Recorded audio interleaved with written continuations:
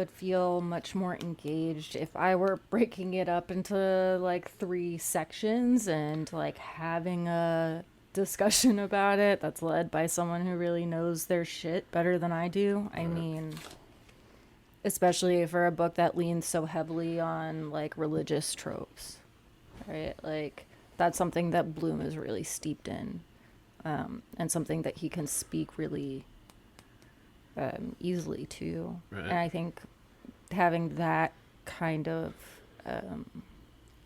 lens as you're reading, even if you don't have that knowledge, so like having someone there who's like guiding your discussion is really helpful.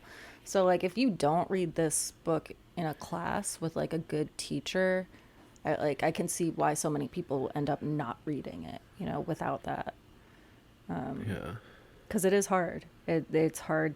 There's so much to try to wrap your head around in every fucking sentence that you will miss a lot reading it on your own. That doesn't mean you shouldn't read it, you know? There were still parts I really enjoyed in the absence of some kind of guide.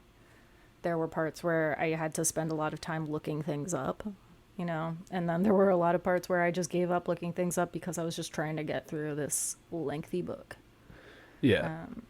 And it is like it's a task. Like unless you are somebody, if you're reading this in a class or a grad program or some grad school or something like that,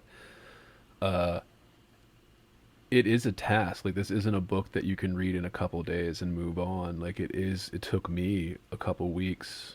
Took Sophie a few Way weeks, too long. and and it is like it's not casual reading, I guess is what we're trying to say. Like it's Yeah. not something that you can just pick up and or maybe you can, we don't want to discourage anybody from reading, the few people that still Yeah, read I in the mean, world, like, like shit. You yeah. might be a great reader and way smarter than me, in which case, go for it. And again, like, you should read it. It's great to, have that in your wheelhouse. But yeah, it's not something that I would rush your reading of. Do That not do what I did.